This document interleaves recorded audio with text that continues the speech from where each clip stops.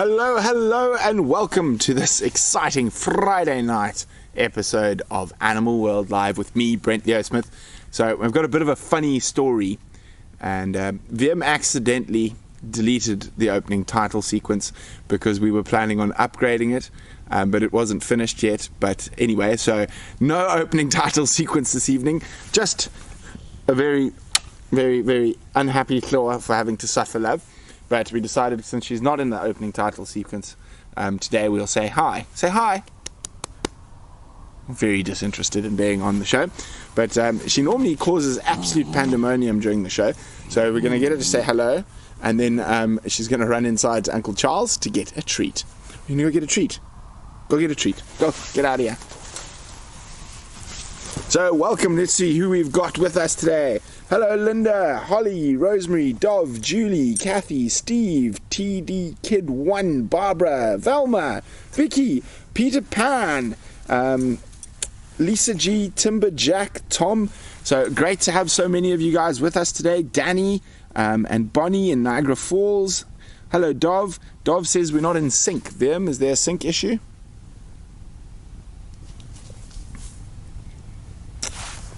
And so Vim's checking now. Apparently it's fine on our side. It could be an issue with YouTube. Hello Proud Cat Mama. Hello JS. Hello Liz, Jan, Pisces Bobby, Mars, Dusty, Nunya, Michael, Stephanie, Goo, Lily B. VM says it's fine on our side, so maybe if you refresh your browser, that should sort out your sync issue, Dov.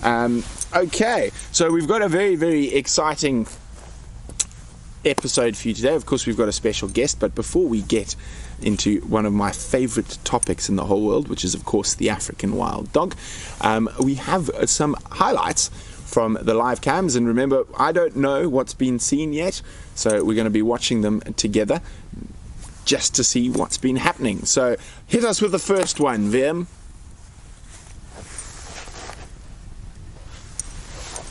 Okay, Zandap, could you make it a little bit brighter?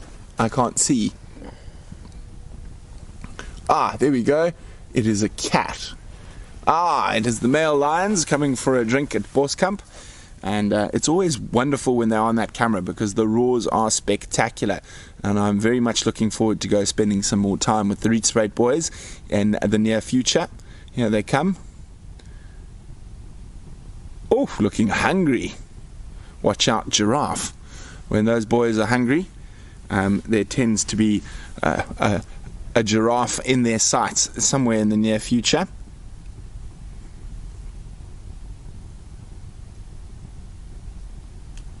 Nice to have them drinking. Now, we really love the new sort of location for the Boskamp cam. Now, the reason we had to put it there is because the baboons kept pointing it into the sky. So we had to move it to an area that was more baboon-proofable to stop them messing with it. And thankfully, since we have done that, we haven't had any more problems on the cam. So, very cool to have the Rietspraat boys. Okay. Oh, there we go. Tom's wearing his Shongile painted dog t-shirt. Well, thank you so much, Tom. Okay. So, and Vicky got the Hungry Lion tea made by the one and only Brian Joubert. That's awesome.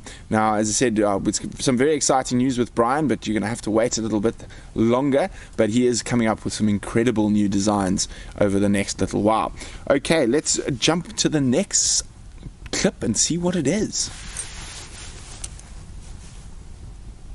Okay, we're at CEST Hunt Crip, which means six-sided waterhole, and I didn't see what bird was drinking there. Oh, hello. What is coming in from the left? It's a Slender Mongoose. Of course, the Slender Mongooses always make it onto the highlights reel because, of course, VM is one of VM's favorite animals is the Slender Mongoose. Now, of course, they're incredibly efficient little hunters. Now, if you look carefully at the birds, you see there's a lot of swooping. Where do you go? He's not swimming, he's hanging on the edge. Now watch the Birchall starlings in particular were going nuts, and you can actually see them on the right, just under the wild dog. and they would have been making a huge amount of noise, and they really don't like seeing slender mongoose. Now, it's been a little bit quiet on the live cams for the last one. That could just be the bitterly cold weather we've had. Now, of course, for most of you, what we describe as bitterly cold is very pleasant. But, oh, there he goes. So at speed. Now, he's probably that nervous because of all the wind. As I said, the bitterly cold weather we've been having, the other morning when Zander and I went out, it was 4.6 degrees.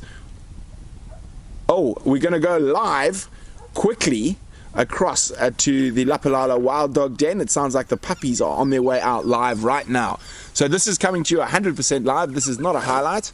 Isn't that incredible? You can see, there we go, naughty little puppies. Oh, all of them.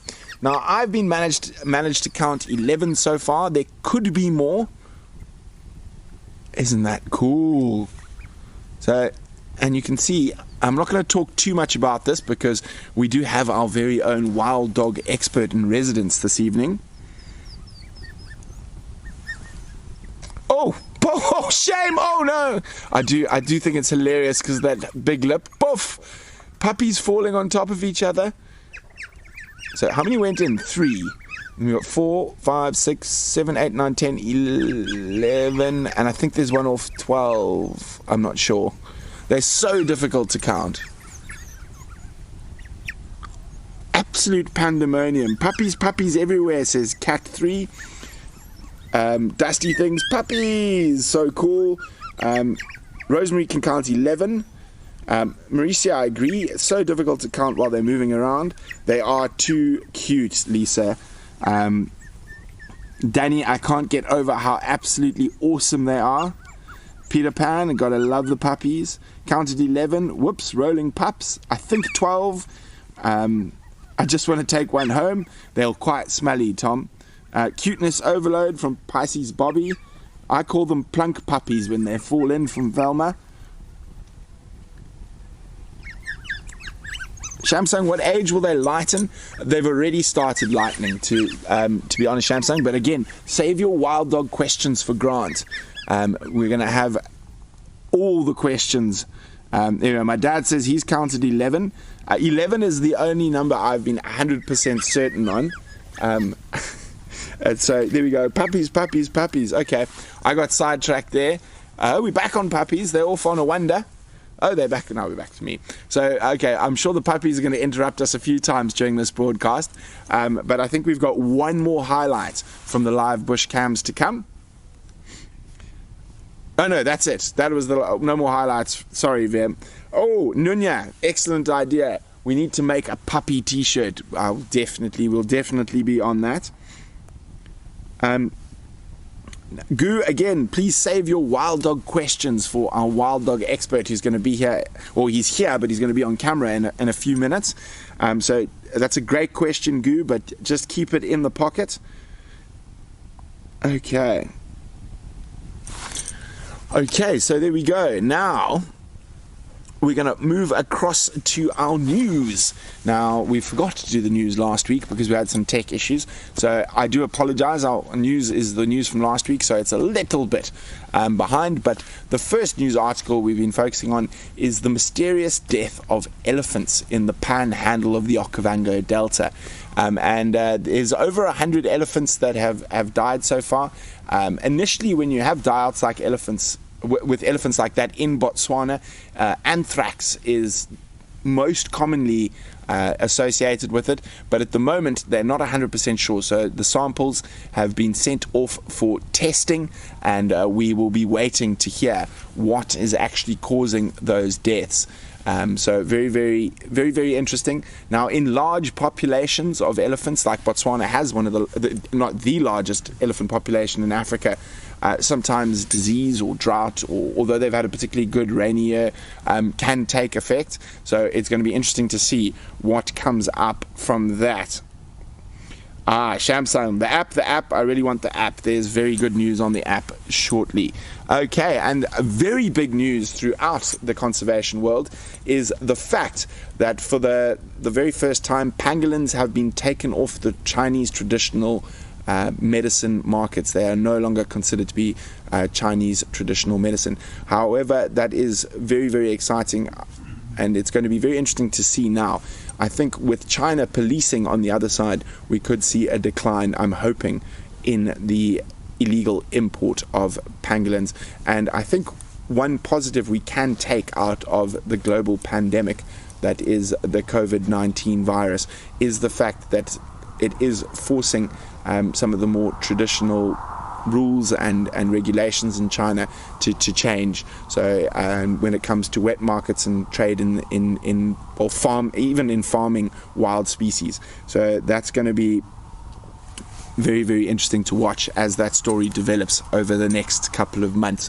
I think we're going to be seeing some more news out of China with changes in their wildlife consumption of wildlife and farmed wildlife laws, which is very, very good news. Okay, now I don't know what's going on here on the rollover. Yes, very now I just want to give a quick warning here. Oh no. Okay, so we're gonna just chat quickly. We have and we're going to play this clip now, but I'm going to warn everyone, I'm going to chat about it first. This might be a bit difficult for some of the sensitive viewers.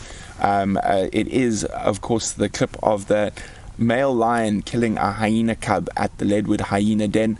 It was a very, very sad thing to see, but this is nature, and that's what happens out there. But it is sad, but on a little celebration from a Painted Dog TV point of view, it is our first YouTube clip to go over a million views. So for that, it's quite exciting, and it did help us reach new people. So Vim will let me know when that's ready. Oh, thank you, Mary. There we go. So Vim says it's ready. So for those sensitive, look away for now. Here is that.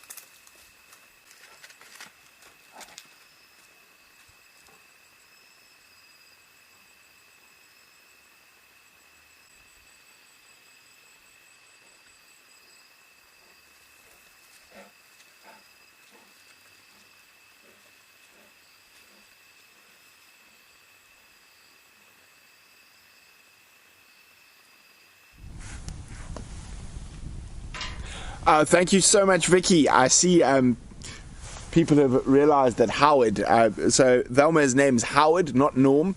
Howard the hyena. We're waiting to see who would notice that Howard was actually directly behind me there, hiding away. So that's Howard the hyena. See, he's even got a collar now. He's going for a little wander outside. He's been let outdoors for once. A little old Howard. So it's not a real hyena. It is a cardboard cutout of a hyena. He was used on a movie shoot that I worked on. Probably nearly 10 years ago now. So Howard's done the traveling. He's been all over the place, old Howard.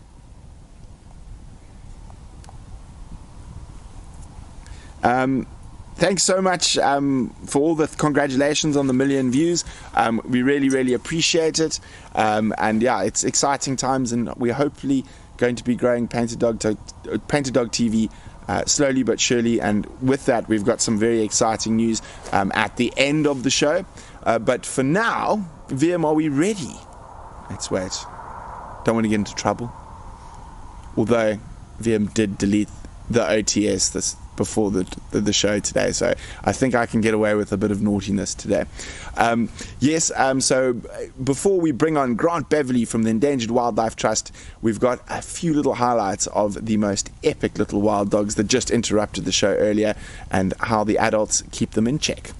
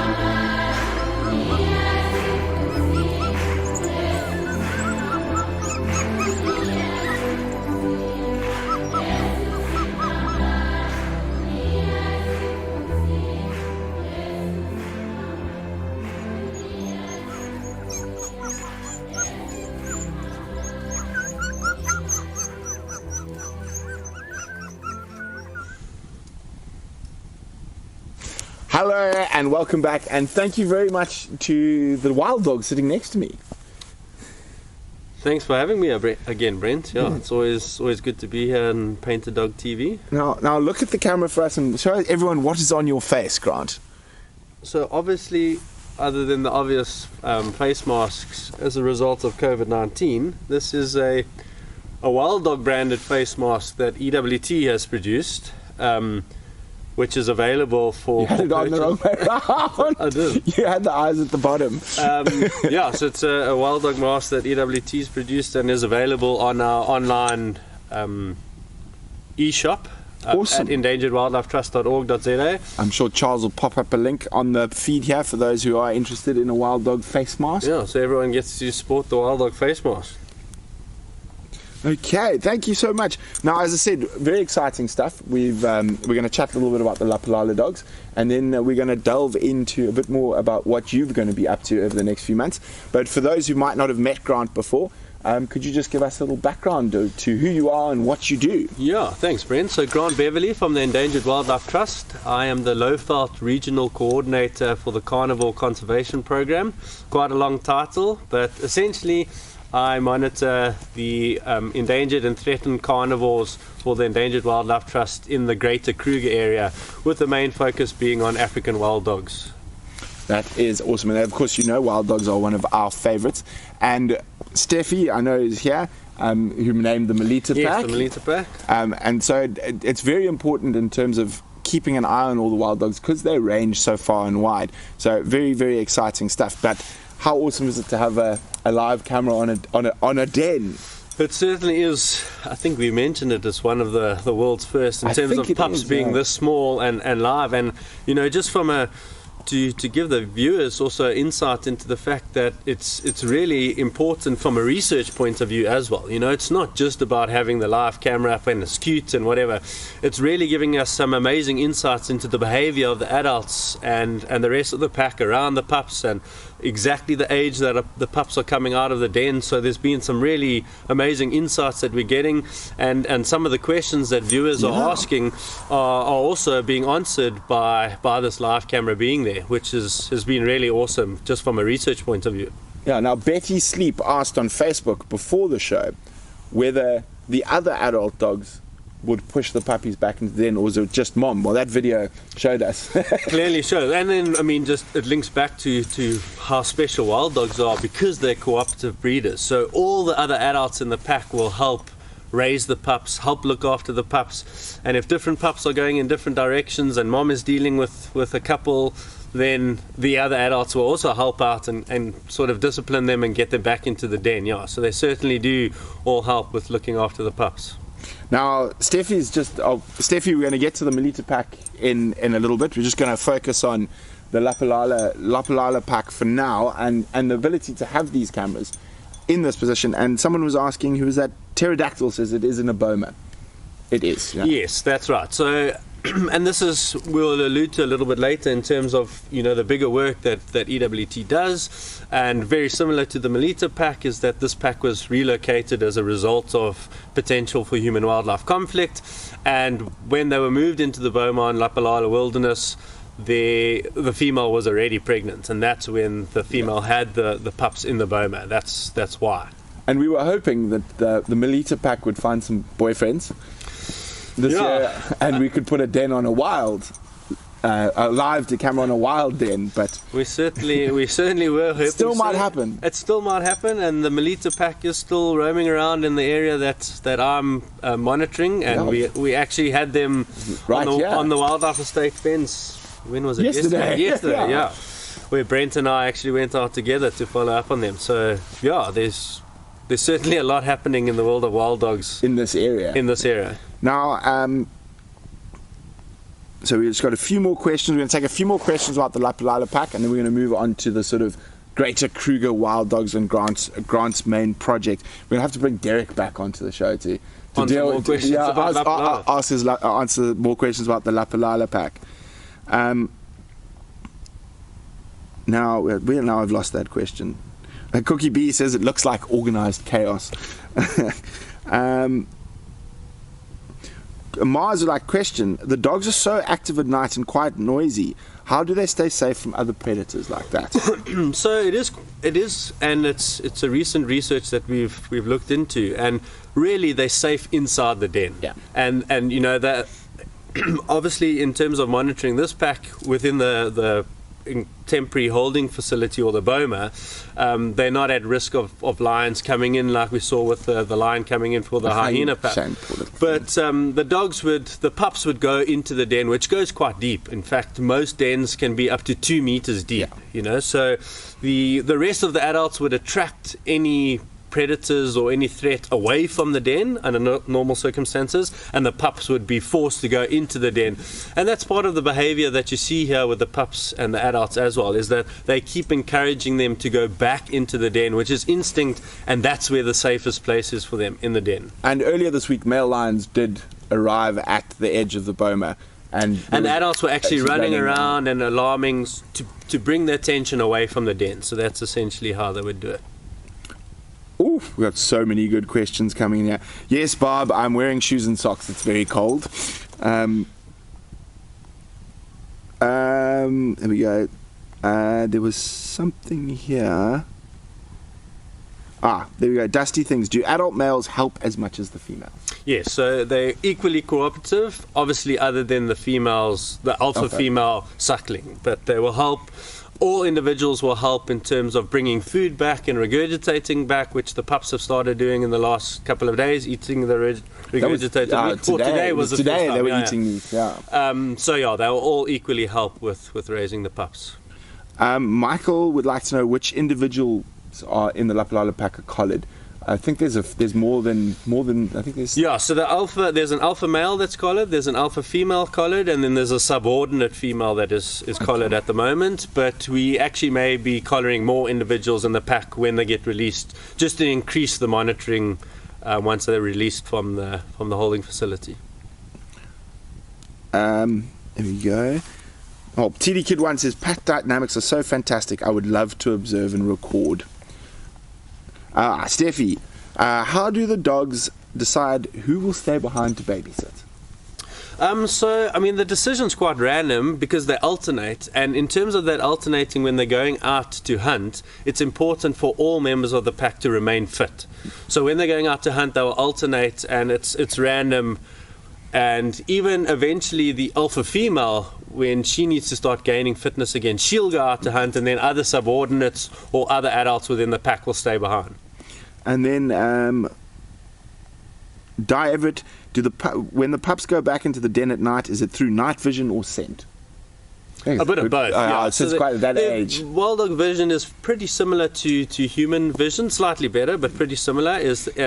But they'll follow both, and almost just a homing instinct that they eventually learn that they have to go back into the den.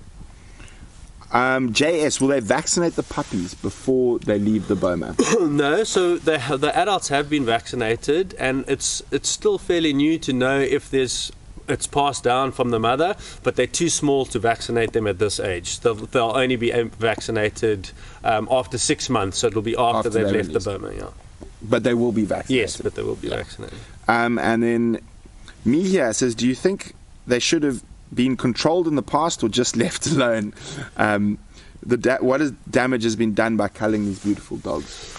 Look, I mean, certainly the number of animals or number of wild dogs that would have been culled in the further future or further past, it certainly would have had an impact on the number of wild dogs. But it still links back to the fact that the biggest threat facing wild dogs is habitat fragmentation. So regardless of the number of wild dogs or culling of wild dogs in the past, it's isolated and habitat fragmentation that's ultimately resulted in their decline, which is exactly what's driven the issues around the Melita pack and this Lapalala pack, is that the availability of safe space has been reduced. Oh, we've got Derek on to answer questions that we might miss. Thanks, Derek. Yeah, thanks, Derek. Nice to have you here, Derek.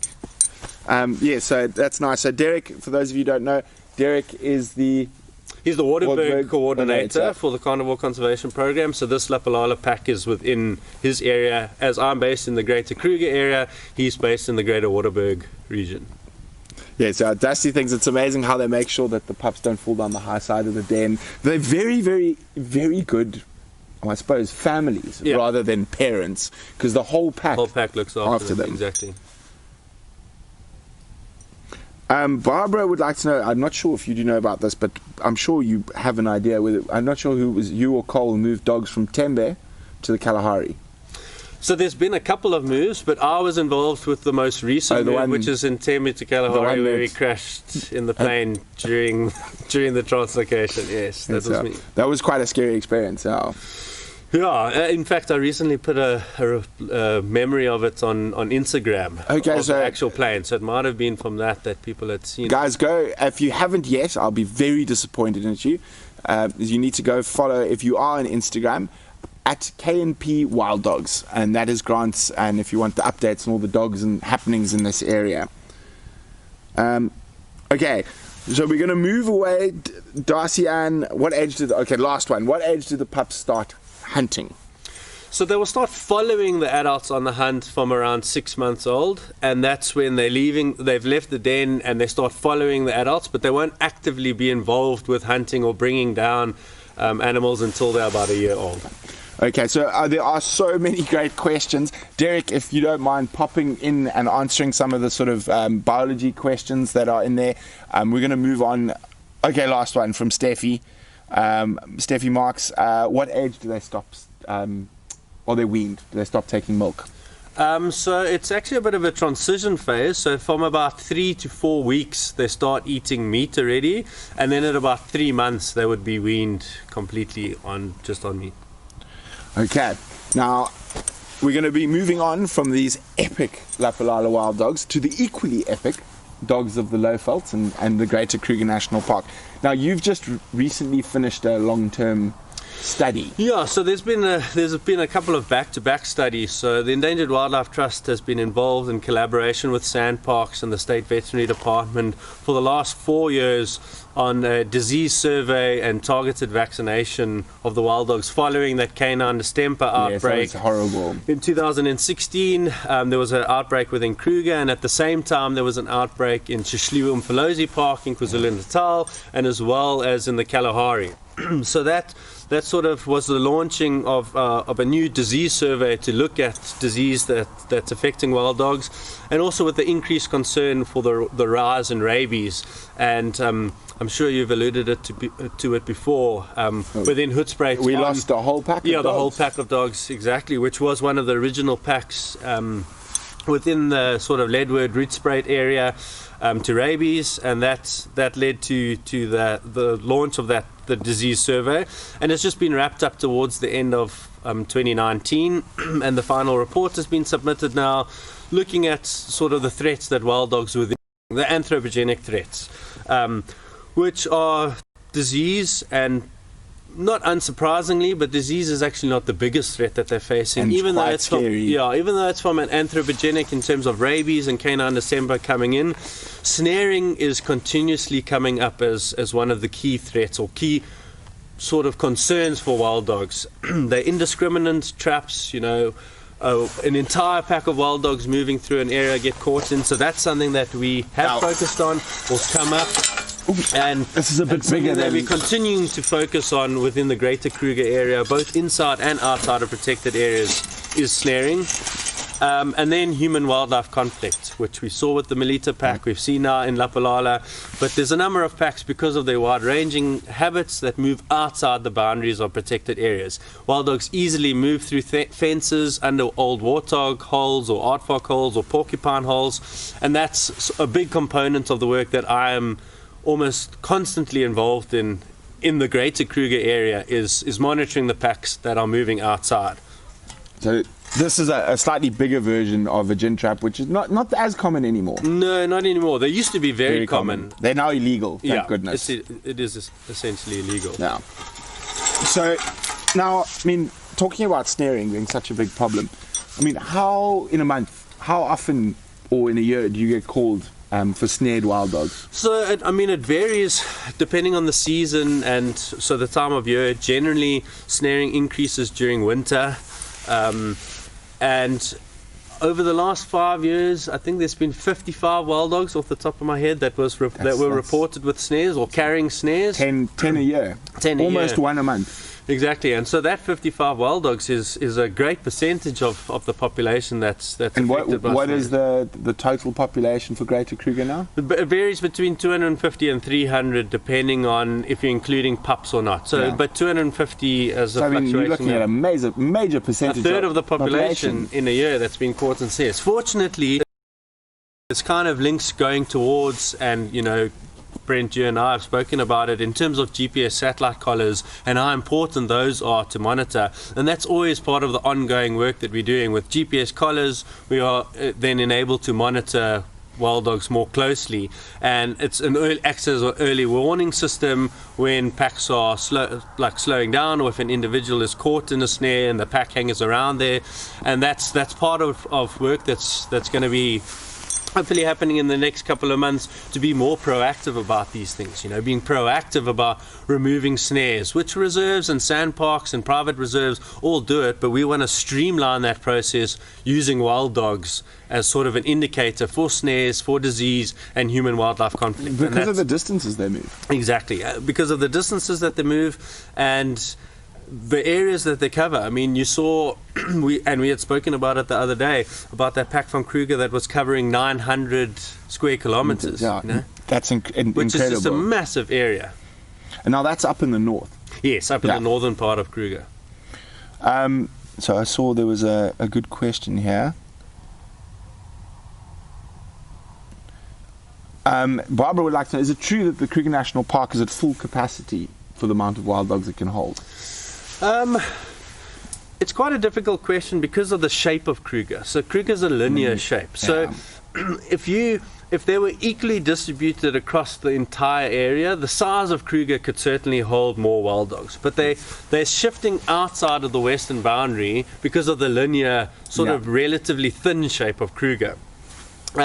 And because Kruger is an open system and open to Limpopo National Park, and more areas are being added, like Pridelands, which you guys are going on, and wild dogs have since Pridelands has been opened up. Yeah, Brent hasn't got them yet. In fact, I told him about the pack that went on there the other day, and he just missed them. But the point is with areas opening up and areas becoming more suitable for wild dogs, there's no sort of carrying capacity for Kruger because it's an open system. Yeah. And the size of the area can certainly hold more wild dogs, and in 1995, where there were over 400 wild dogs, the variables were just slightly different. So we know that wild dogs do better in dry years. So following the most recent drought, the numbers have started to increase, but then at the same time there's increases with anthropogenic or human-induced threats like snaring, like disease, canine distemper, rabies, and direct persecution, and those things then would impact on the fluctuation of the population as well. You have reintroduced dogs where they have come into massive snare problems, particular packs, in areas where there weren't thought to be many snares traditionally. Exactly. No, there are. Yeah. So there's a number of reserves that are isolated, and human densities and populations around reserves are also increasing. And that's once again part of the. It's not that it's a shift, but it's part of the focus of the work that I'm doing. And we've got a community liaison officer he's born in Acorn Hook, grew up in the community, and he's now doing a lot of work in terms of education and guiding community members in terms of conservation. And it's just ever expanding in terms of the carnivore conservation's sort of approach or program's approach to the conservation of wild dogs. Now, Mr. W, they're not snared for food, they're bycatch. Yes. They're not targeted. And that's part of the issue with snaring, is that it's indiscriminate. So they're targeted, the target is generally for antelope species or ungulate species for food. And that's, once again, with the global pandemic of COVID-19, there's so many different things with people have lost their jobs, and food security is a cause for concern for many families, and that's part of the potential that will result in an increased number of snares because of the global pandemic, and increased focus on us to address this as a threat. Now, Michael Fleetwood, Grant, are the wild dogs that roam near or across country borders more at risk of being snared than those deeper or sort of within a protected area? I think thinking about Kruger, because there's in certain parts on the other side of the Mozambique border there is protection, but there's definitely less protection than in Kruger, and the same could be said for the Transfrontier Park going into Zimbabwe. Sure. So I think the main aspect with that is it really evolves around human population densities. And that's why the western boundary of Kruger, where I'm based and where I have been based for the last 10 years, in terms of the focus with the threats that snaring has on wild dogs, is the human population densities. So in other cross-country movements of wild dogs into Zimbabwe, into Mozambique, the human densities in those countries are just a lot less than what they are on the western border, on the western boundary of Kruger. So I would say that, or then even in reserves in KwaZulu-Natal, for example, where the size of the reserve is smaller and there's high densities of people surrounding those reserves, which also then links as part of Endangered Wildlife Trust range expansion of wild dogs, which you've spoken about before, is that the introduction or the opportunity to introduce wild dogs into other areas in southern Africa is so unique because the human densities in those reserves are so low. So like in Gorongosa in Mozambique, it's 400,000 hectares with very few people surrounding that reserve, and then the risk for... And you've had some very good, very successful relocations to Mozambique. Incredibly successful. So into Gorongosa, into Karangani, and we continue to expand the expansion of the project from within South Africa, where wild dogs have done so well, with over 100% increase in other reserves through the meta population and range expansion, and they are now being introduced into other reserves in southern Africa. Now, Shamsung would like to know, are there any wild dog relocation programs in the DRC? Shamsung has been stuck in DRC for the whole of COVID, by the way. So it's one of the discussions that we've had recently, and interestingly, genetically, the Southern African and East African population of wild dogs is genetically distinct from Central Africa. So there's issues in terms of sourcing wild dogs for those populations. There are very few left in Central and West Africa. Yeah, there's a couple of reserves, and one of the partners of the Endangered Wildlife Trust, African Parks, they've had some great successes with other African Parks reserves. I think it's Chiniko in the Central African Republic or in DRC, which are interested, and they've got a population of wild dogs, and we are working with them to look at reintroducing wild dogs into other reserves further north into Africa, as well as with cheetah. Yes, I know that. Very, very exciting work.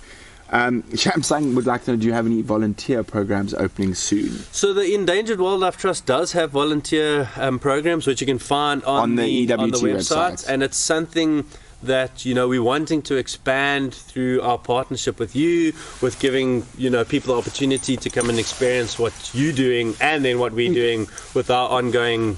So there's going to be some quite exciting stuff. As I said, we've been working on a lot of stuff, and there will be a chance to actually physically come when the world opens. Exactly. on a conservation safari, focusing on the work that EWT does, specifically with wild dogs and cheetah, depending on what is happening at that time. But also we are looking at the chance of doing virtual experiences. So we will keep you up to date, and that is very exciting stuff that is coming in the future with Grant. I think you're going to be sick of seeing Grant and I together by the time we finished, because we're going to be going wild dog mad over the next few months.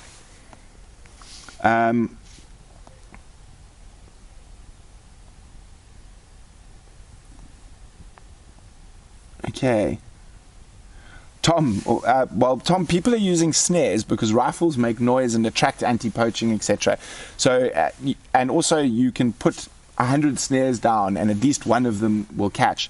The problem is often those snares can be left for years, forgotten, lost, and a snare that's been there for 20 years, well, maybe not 20 years, but 5 or 6 years, can easily do damage to a wild dog or a leopard or even an elephant.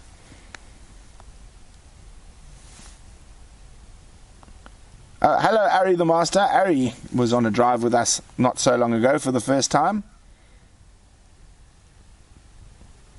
What profession?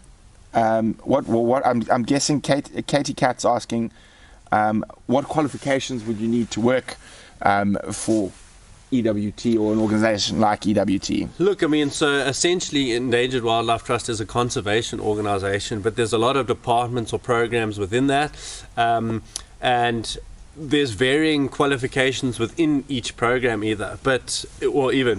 so biological sciences or conservation as a diploma or degree would be the most sought after qualification for the organization. Yeah.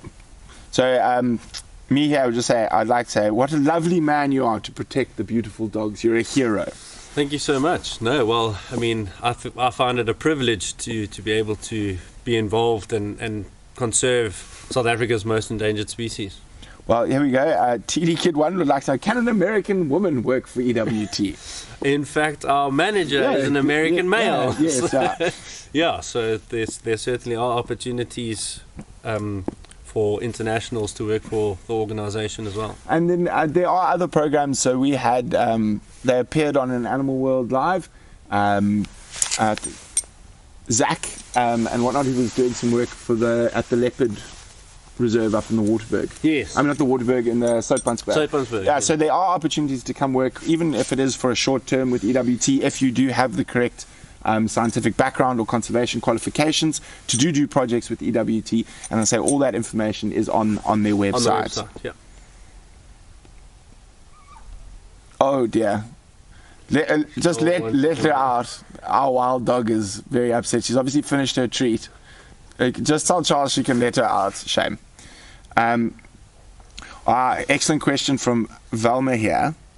Oh, Sketch Cats. I will get to yours first. Sketch Cats, can anyone go on the volunteer program without, even if you don't have any training? So at the moment, the setup was essentially to be involved with experiences, so conservation experiences. It's not a long-term volunteering program or whatever. It's conservation experiences where you have the opportunity to join while we doing a particular project or doing a move or something like that. But there are other programs within the organization, within EWT, that do offer longer-term volunteering sort of aspects. And I just encourage people to go and have a look at the website when any of those pop up. So Velma's got an excellent question here. Grant, what do you think of zoos that have breeding programs? There's a zoo close to me that just had 8 puppies. Sure, so that's quite an interesting question and something that gets asked quite often. And historically, for genetic reasons and education reasons, zoos, particularly if they're international, in countries in Europe or the States, they definitely do play a role in terms of conservation, education and awareness about species, and people may never have the opportunity to come out to Africa and experience a safari in the wild, and then zoos offer that educational opportunity. And then at least from a genetic point of view within zoos, it encourages then zoos to ensure the genetic fitness of the individuals within the captive facilities and to move them around and, you know, go from one to other. And that's essentially what they do from those captive facilities. And one thing very important, as we were talking about earlier about the dogs from West Africa and Central Africa, you often find that the only real genetic pockets of those might be in a foreigner zoo. Exactly. And the same thing happened with African parks and the central subspecies of black rhino that got released into Akagera. So there were some that were kept separate in South Africa and some that were actually in Germany and Austria. So yes, zoos can play a very important role, particularly with endangered species. Exactly. It's just important to note with carnivores that it's so difficult for any captive bred or born animal to be released back into the wild. And there's so many nuances in terms of their behavior. Although there's inherent behavior, there's so many nuances which is learned behavior. And you can see it by watching the live camera now at Lapalala in terms of the adults teaching the pups and the pups really learning so many things from the adults while they're growing up, which is something that's difficult to get from an individual that was born in a captive setup. Okay, there we go. There we go. So, guys, that's been absolutely cool. So, Grant, some exciting snippets about what's to come with the KNP Wild Dog project. Yeah, expansion. So I mean, just some, as I say, in terms of the three sort of aspects that we have historically looked at, and the research that we've been doing, or that I've been doing over the last 10 years, continuously shows the sort of threats that wild dogs are facing in terms of snaring, human-wildlife conflict, and disease. And that's sort of part of the ongoing research and conservation work that I'm going to be doing. And it's just really exciting that we have the opportunity to continue to strive to saving South Africa's most endangered carnivore. And what we're hoping in the partnership we're developing with you and EWT is that we can spread the word about wild dogs and cheetah and Pel's fishing owl and all sorts of other creatures as far and as wide as possible, because at the end of the day, people are only going to save what they know, like, and love. Exactly. So thank you very much for joining us, Grant. Thank you. Always a pleasure to be here. And I'm going to talk some more nonsense for a few minutes, and then we'll have an apple juice. Thank you so much. Enjoy. Thank you to the viewers, and thanks for being here again. Thanks so much. Isn't that awesome to have Grant? And we're so lucky to be working on this exciting new project with him, and I can't wait to delve into it. So as I said, there's lots of new exciting things coming. We're going to be looking at being able to take you on a virtual experience to go on some of these projects, particularly now with the world travel sort of being up in the air and lockdowns all over the place. It will be very exciting. Also, some of you might not ever get the chance to come out in person, so we're hoping to be able to take you virtually to get you as close to the real thing as possible. Okay, now, as Grant mentioned earlier, we've been running around on Pridelands quite a bit, and we've got a wonderful few little clips to catch up what's been happening on Pridelands. And I know a lot of you are going to be very excited that we've started seeing spots quite regularly. This is really, really exciting. This is our first leopard on Pridelands.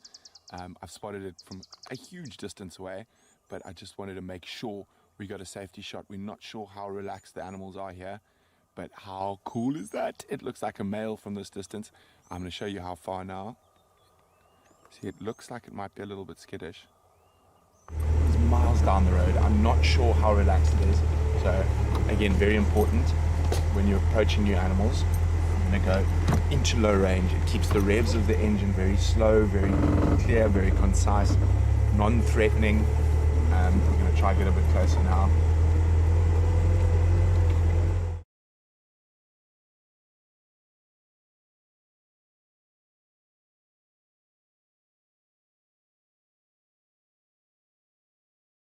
So we've been sitting here for about 5 minutes.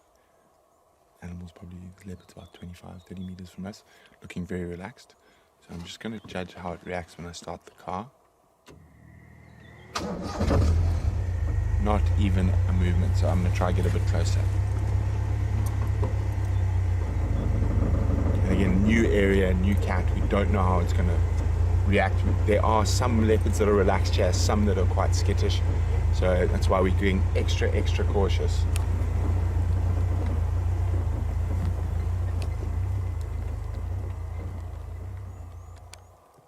He's still a cub, dude.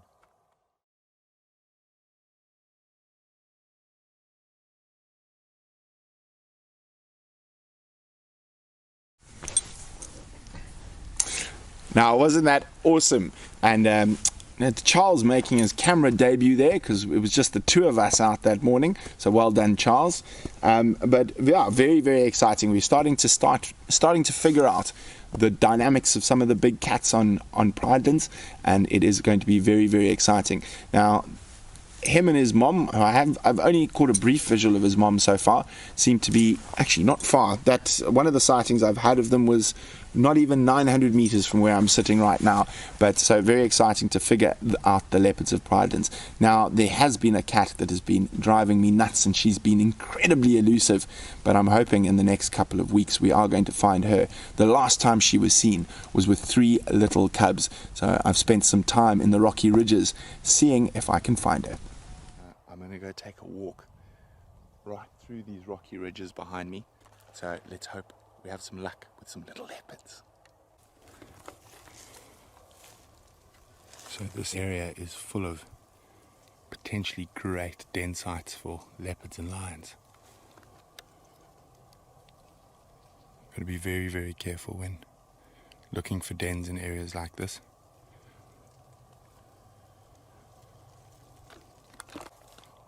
So what I'm doing is I'm making sure I don't go right to the front of the den or the potential den site. I'm just checking if there are any tracks, and there aren't. This area is spectacular.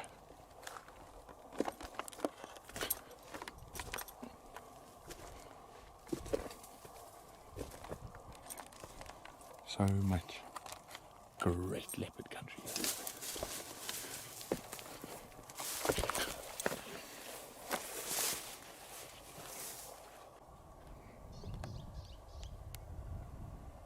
Magic country up here.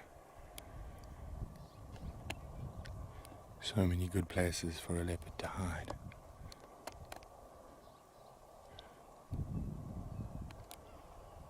Just keeping still, hoping for an alarm call of a squirrel or birds.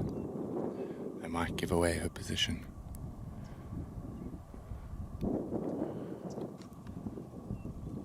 My gut tells me I think she's back behind me in a different rock area, so I'm gonna head back that way, see if we get any luck. But it is truly awesome to explore these rocky ridges, find the potential den sites before they're dens.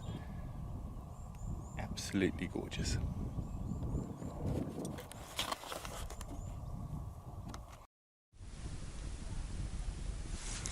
Okay, so yes, we're still figuring it out, but we think there's definitely 2, possibly even 3 females that utilize Pridelands, and we know of at least 2 males. We've had one good, yes, I don't want kisses, one good sighting of the males so far.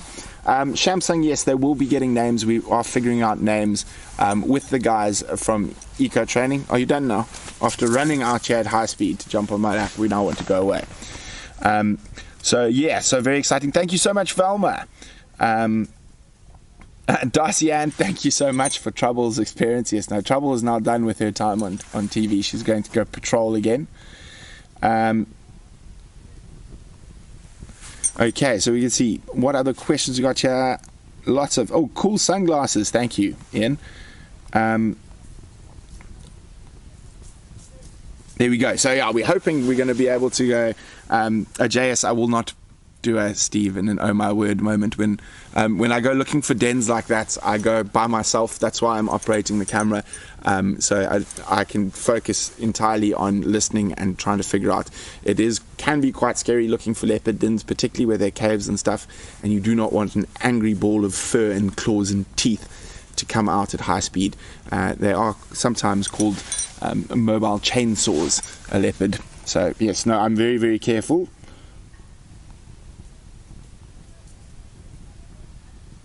I have, Dusty, had a few moments where I have got into some hairy situations with animals. Probably elephant being the worst in the Gabonese rainforest. I got thrown into a tree up into a tree by a female elephant, but it wasn't her fault. She was being chased by a helicopter. And that incident actually fortunately got us to stop the helicopters flying low over the national park in Gabon. I've been charged by lions quite a few times where I've actually had the spit stick in my leg hair from a lioness who charged me. So I have had a few things, but generally I'm able to get myself out of them. And it's going to be quite exciting to keep exploring the Pridelands Reserve. We will be going back to Rietspruit. We will be catching up with Bucket, BB, and the rest of the Pride. Of course, very sad now that Hahani is done, but they made an adult kudu kill yesterday, so they're all fat and very happy. So now, what have we got? We've been waiting quite a while for this. Some of you have been noticed. We've had some tests and whatnot happening. But we are happy to announce that you can now go on your own virtual live private safari. Take a look.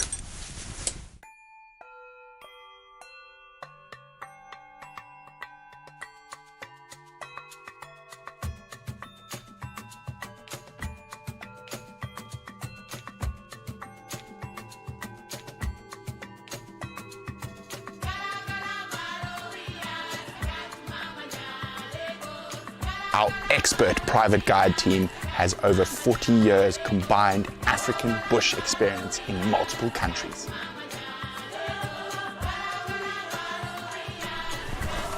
Isn't that gorgeous? Nice lion silhouette.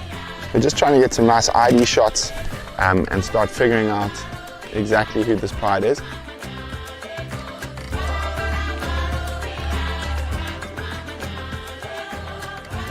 Lots of hyena action. This is absolutely incredible. Lion coming racing in.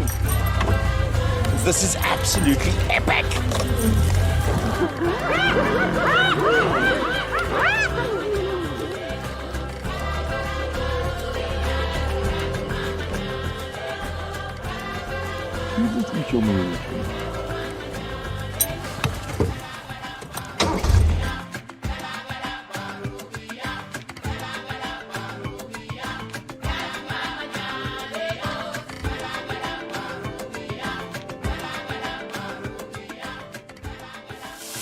What are you doing?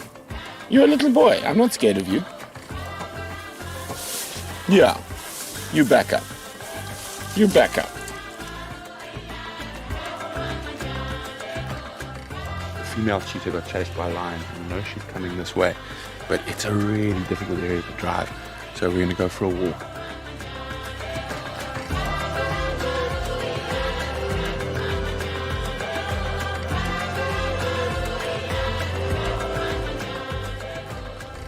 So the elephants have interrupted their morning hunt.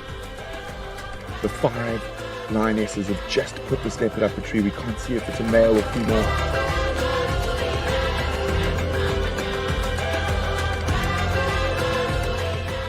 With only 10 people per vehicle, we guarantee an intimate, privately guided experience.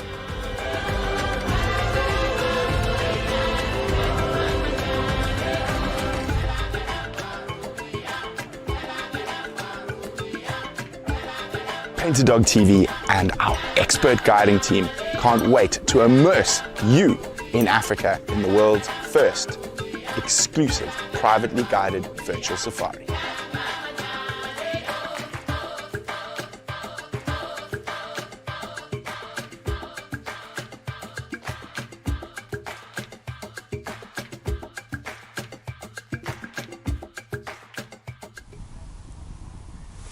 So there we go, very, very exciting. We've got quite a few questions coming through here.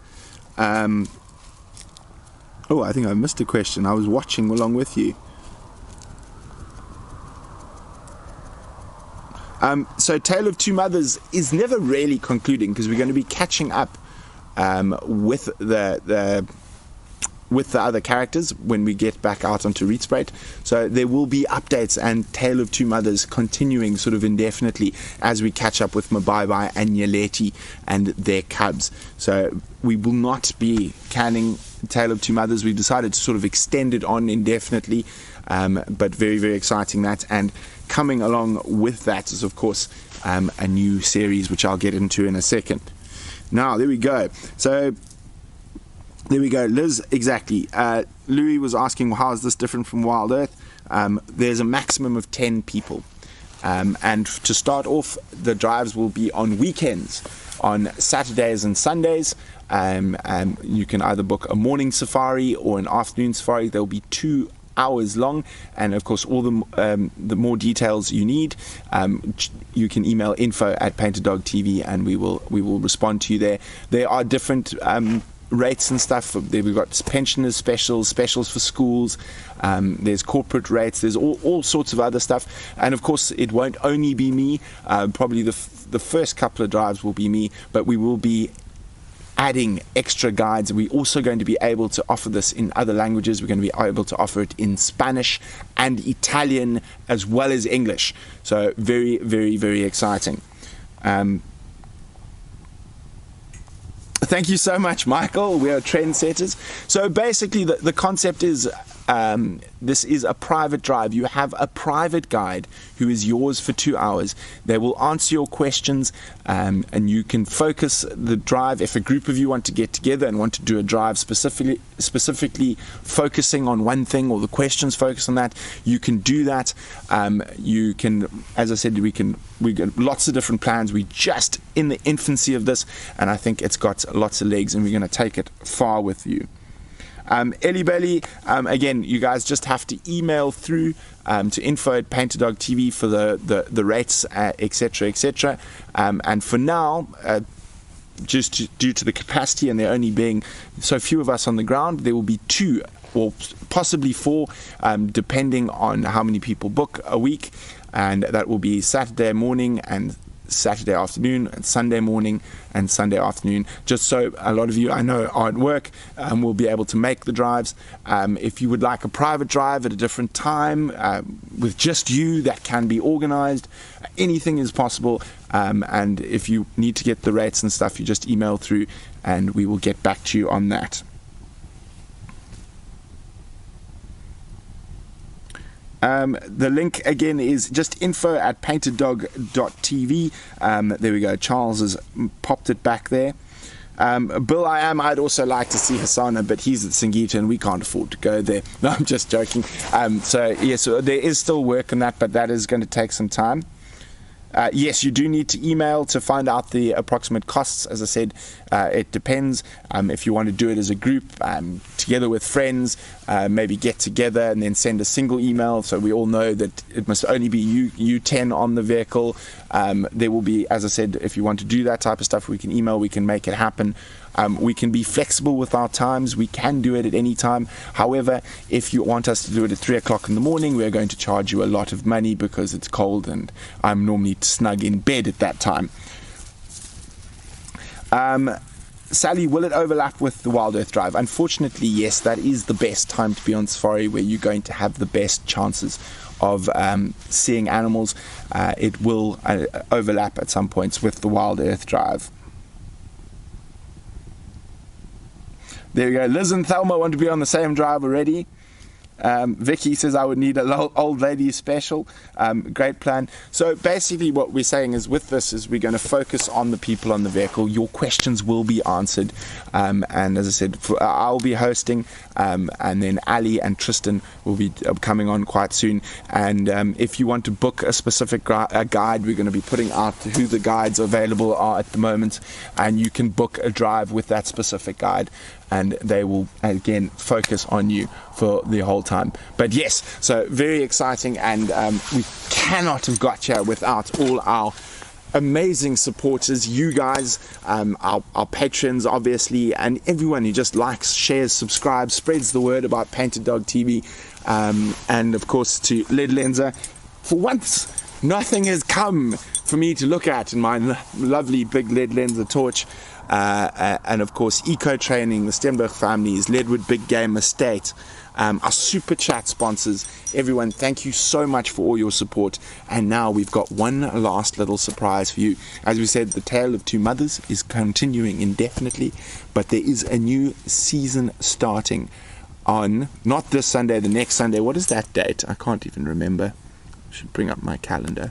Oh no, now it's going funny. But so not this Sunday, the next Sunday, there is a new season starting, the 28th. Thank you very much for that, Vim.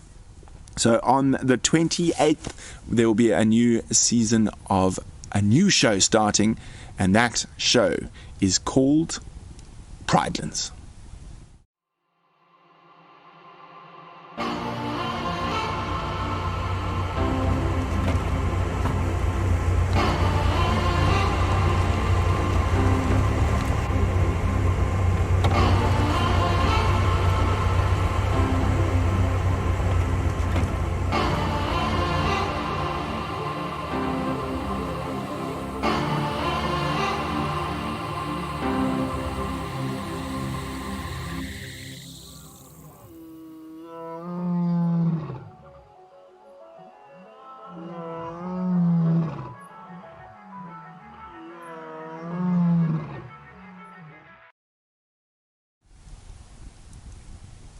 So very, very exciting stuff again. Thank you to everyone for joining us. I hope you guys have a wonderful and blessed weekend. Stay safe out there. Wear your mask. Get yourself an EWT mask from the EWT store. Become part of the pack. Follow the woo call. Ooh, ooh, ooh. Good night.